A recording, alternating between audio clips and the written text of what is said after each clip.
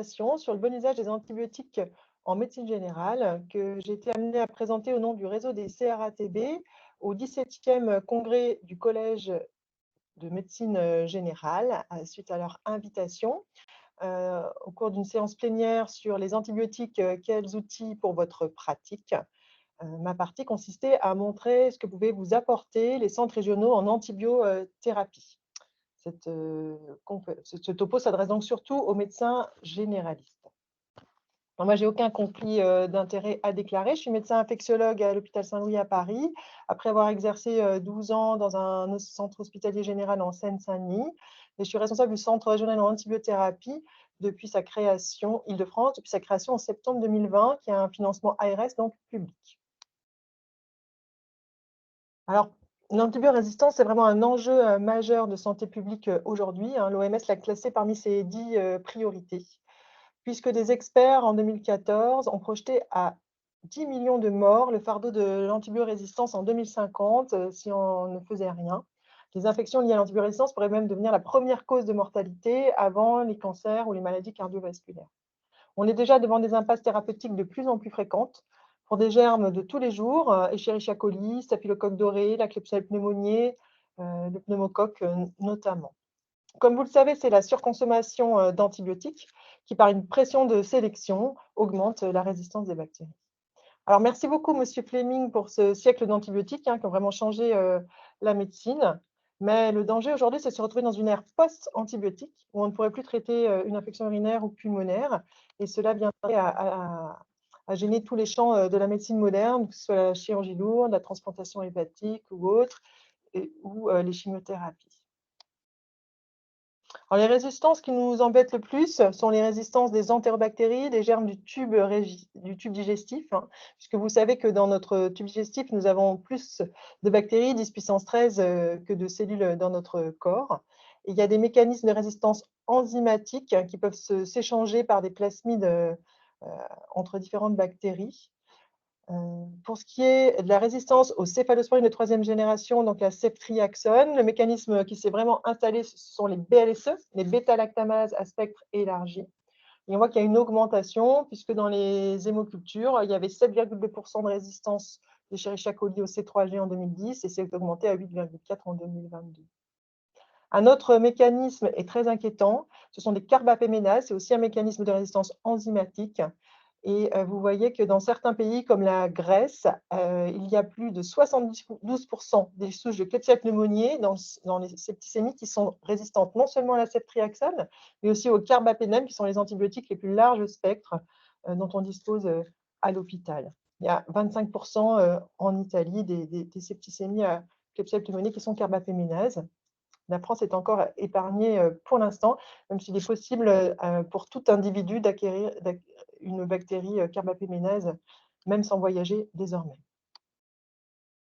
Alors, la stratégie française, alors que la France reste encore le 4e pays d'Europe qui consomme le plus d'antibiotiques, malgré des efforts et une baisse plutôt ces dernières années, alors qu'on sait qu'il y a la moitié des antibiothérapies qui sont inutiles ou inappropriées dans les 3 secteurs de soins, avec 125 000 infections en 2015 à BMR et environ 5 500 décès.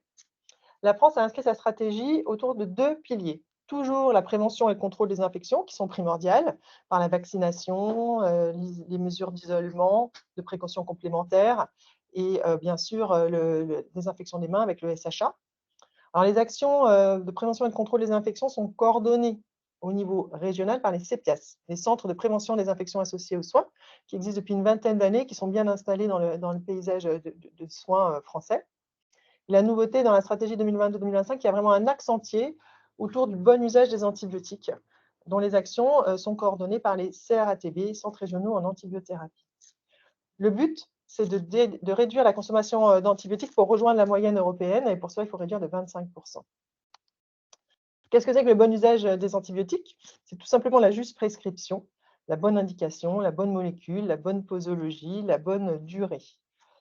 Pour ce qui est de la ville, la SPILF, la Société de pathologie infectieuse en langue française, a émis une liste d'antibiotiques générateurs de résistance, dont les indications doivent être restreintes.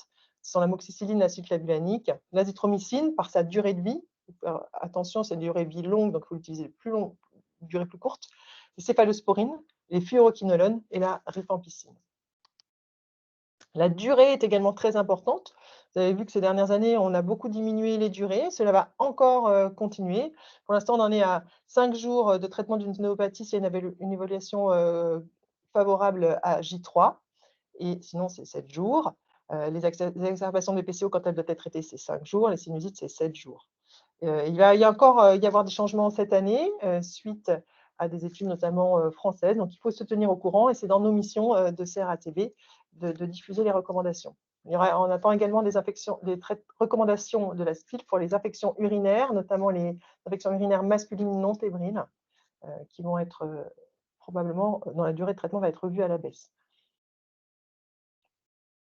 Alors, la création des CRATB, ça a commencé par une instruction ministérielle en mai 2020, au sortir du Covid. Ça a pris forcément un petit peu de temps. Ça a été entériné par un décret en novembre 2022, ce qui veut vraiment dire que cela a vocation à être pérenne, à s'installer dans la durée.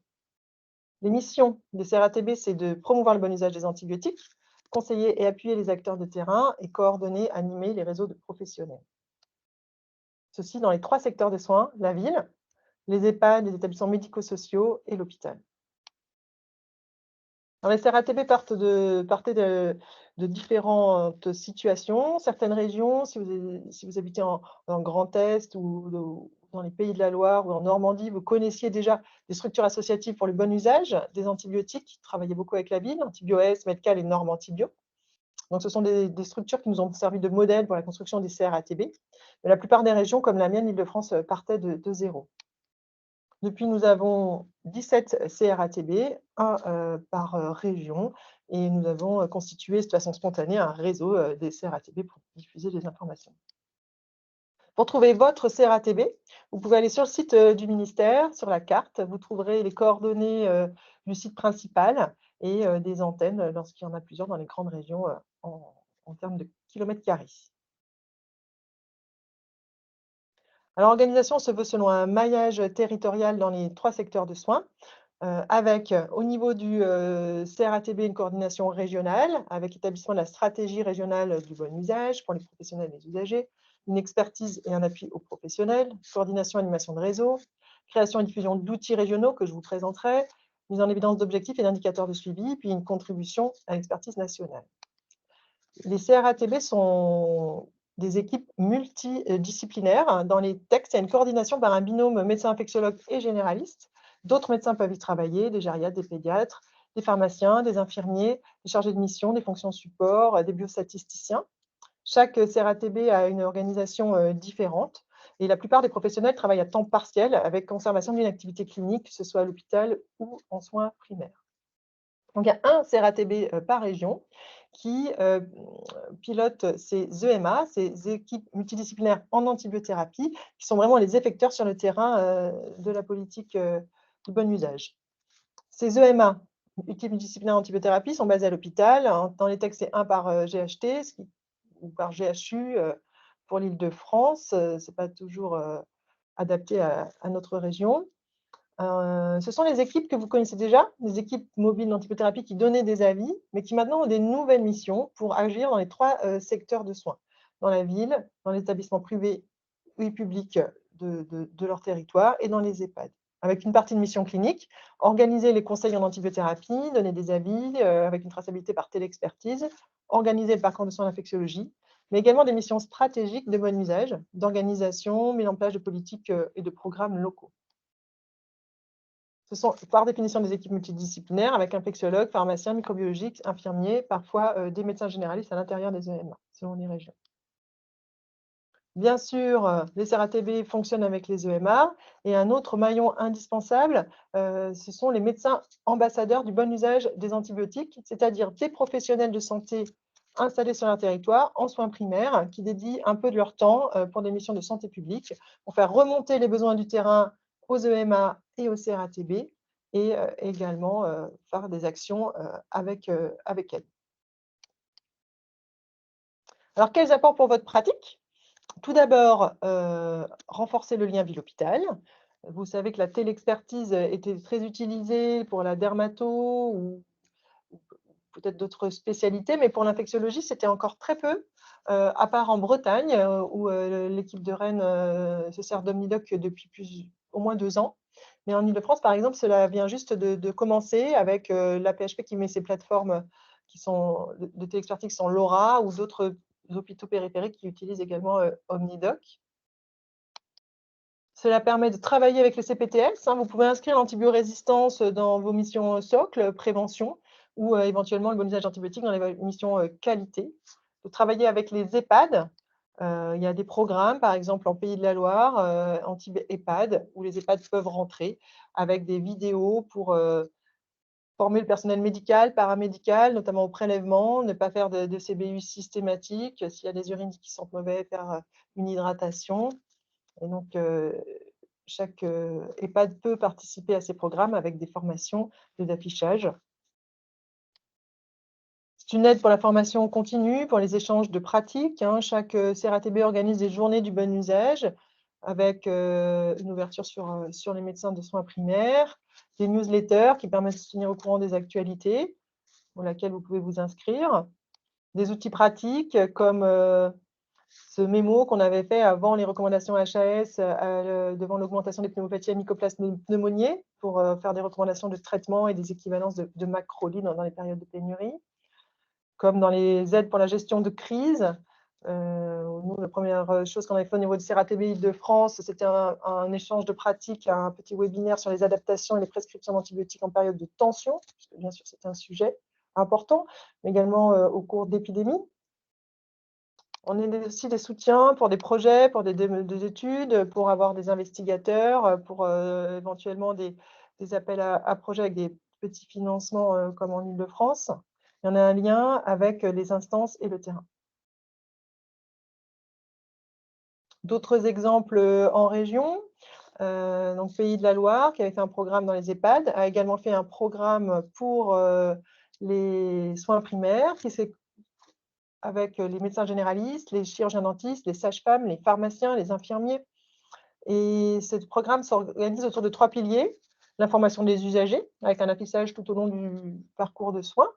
Un pilier autour du moindre recours aux antibiotiques, avec une gestion des cathéters, la prévention des infections, la juste indication et interprétation des prélèvements, très important, une approche comportementale.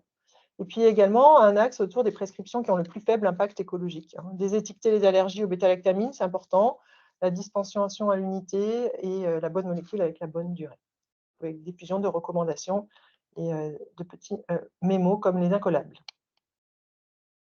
Un autre sujet important dont s'est emparé le CRATB Auvergne-Rhône-Alpes, ce sont les antibiogrammes ciblés. Donc, il y a eu des recommandations de bonnes pratiques de l'HAS en octobre 2023, donc assez récentes. Et le CRATB ARA a fait une petite vidéo de 2 minutes pour expliquer ce que sont les antibiogrammes ciblés.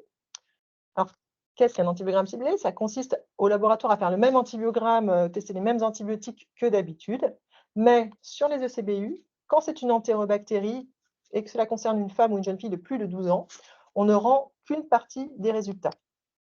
Mais pourquoi? Eh bien, pour essayer d'épargner les antibiotiques à large spectre et plutôt de prescrire des antibiotiques recommandés pour lutter contre l'antibiorésistance. Donc, on peut adjoindre à cet antibiogramme ciblé une fiche de renseignement pour préciser si c'est une infection urinaire haute ou basse, une cystite, une pyélonéphrite, s'il y a du matériel ou non. Mais déjà, sur le type de résistance de la bactérie, on peut rendre certaines molécules ou pas. Donc, par exemple, à gauche, c'est une infection urinaire basse, on rend le pénicillinam, la phosphomycine et la furantoïne. Alors que là, c'est le même germe, mais c'est une pyélonéphrite, donc on rend plus d'antibiotiques. L'antibiogramme complet est disponible sur demande du clinicien au laboratoire, mais l'expérience des Hauts-de-France montre que c'est très rarement nécessaire et moins de 1% des antibiogrammes ont été demandés, complets ont été demandés. Alors que cet antibiogramme ciblé apporte vraiment un impact vraiment significatif sur les prescriptions. Là, on voit la période avant intervention, puis la période après intervention, où dans les endroits où il y a une mise en place d'antibiogramme ciblé, une diminution des prescriptions d'antibiotiques large spectre en prospectif sur l'équipe du CRATB Grand Est. En Île-de-France, nous travaillons sur un engagement à long terme des CPTS avec une charte du bon usage qui a été conçue pour les CPTS et qui peut se décliner aussi pour les EHPAD. Un engagement bilatéral au niveau de la CPTS, 3 axes, une formation et une actualisation des connaissances. Donc, on organise une formation du bon usage des antibiotiques de façon annuelle sur demande des professionnels en lien avec l'ambassadeur du bon usage qui peut l'organiser avec l'EMA. Un relais actif des webinaires dédiés au bon usage des antibiotiques, du CRATB ou d'autres. Tout un axe autour de tout ce qui facilite le bon usage des antibiotiques, donc la diffusion de notre newsletter à tous les membres de la CPTS, des outils du CRATB, la promotion d'outils type Antibiopic, qui est un outil incontournable pour les médecins généralistes que vous devez probablement connaître, et puis s'engager sur une coopération territoriale avec donc, son ambassadeur, médecin professionnel de santé primaire, et son EMA basé à l'hôpital. De son côté, le CRATB s'engage à fournir un appui logistique et humain, à renforcer les liens et la structuration des liens CPTS et équipe multidisciplinaire d'antibiothérapie, et puis fournir un bulletin local d'antibiorésistance avec des indicateurs à l'échelle de la CPTS pour que les professionnels de santé voient leur évolution et se sentent concernés. Avec cela, la CPTS est engagée pour 2 ans renouvelables dans le bon usage des antibiotiques et peut communiquer là-dessus. Alors pourquoi tout ça? Eh bien parce que les programmes de bon usage des antibiotiques, ça marche. Ça marche en EHPAD, hein. Voici un exemple en Andalousie où dans 14 EHPAD, une équipe d'antibiotiques stewardship, comme on dit, multidisciplinaire avec pharmaciens, infirmiers, gériatres et infectiologues, allait voir les équipes, leur redonner les recommandations, leur donner des outils, faisait des audits. Ça a permis de voir une diminution globale de la consommation d'antibiotiques de 31%, et surtout les antibiotiques à large spectre, que sont les quinolones et augmentin, amoxicilline, acylclavulinique. Puis, quelques temps après, ça a permis de voir une baisse de la résistance, une baisse du portage des BMR de 24 à 17%. Et tout cela sans augmentation des infections justifiant une hospitalisation. Ça marche également en ville, dans la même région, plus de 1100 médecins généralistes et des médecins pédiatres ambulatoires dans les centres de soins primaires. On a pu voir un impact des équipes pareil, de programmes d'antibiotiques stewardship avec 36% de prescriptions inappropriées avant versus 27% après intervention. Une diminution des prescriptions d'antibiotiques générateurs de résistance que sont la ciprofloxacine et les C3G, significative. En parallèle, une augmentation des antibiotiques recommandés que sont l'amoxicilline et la fosfonicine. Et cela s'est suivi d'une baisse de portage des BLSE dans la population, puisqu'il y avait une baisse significative pour 1000 habitants. Alors, on sait qu'il y a une nécessité de maintien de ces programmes dans la durée. Hein. Voici une intervention en pédiatrie chez les patients ambulatoires. Donc, tant qu'il y avait l'intervention d'audit and feedback, on voit une baisse des prescriptions d'antibiotiques large spectre, mais à l'arrêt, c'est remonté au niveau des prescriptions antérieures. Alors, au total, vous avez compris que l'antibiorésistance est une pandémie silencieuse avec un enjeu colossal pour lequel on prend des mesures adéquates au niveau mondial, européen et français. Nous avons mis en place des centres régionaux antibiothérapie, qui sont des nouvelles structures de coordination et d'appui qui viennent compléter celles qui existent pour promouvoir le bon usage des antibiotiques, aider les professionnels des 3 secteurs de soins, la ville, les établissements de santé, les EHPAD et les EMSMS. On a un souhait d'apport concret, notamment pour vous les médecins généralistes, avec des outils, un appui, la mise en place de téléexpertise notamment. Le maillage territorial s'organise autour des équipes multidisciplinaires en antibiothérapie, ou EMA, qui sont vraiment les acteurs opérationnels du CRATB, qui sont en train également de se mettre en place sur le territoire. Et il y a un relais de toutes les actions et aussi une remontée des besoins, indispensable par les professionnels de terrain, de soins primaires, que sont les médecins généralistes ambassadeurs du bon usage des antibiotiques, qu'il faut encore construire avec des modèles différents selon les régions. Nous, en Île-de-France, on recrute Après une phase pilote avec un médecin ambassadeur dans Paris, on recrute pour la rentrée 2024, donc n'hésitez pas à nous contacter. Médecin ambassadeur par département.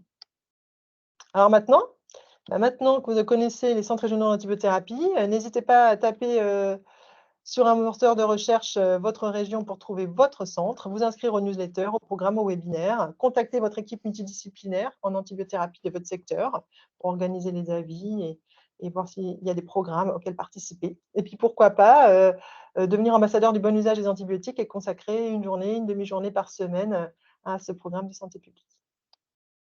Je vous remercie pour votre attention. Je remercie, également, le Collège de médecine générale, de m'avoir invitée et puis, mon équipe, au CRATB Île-de-France avec notamment, Louise Nuth, Samita et Cécilia Pizzoccolo, qui sont des médecins généralistes avec lesquels j'ai la chance de travailler une journée à une journée et demie par semaine.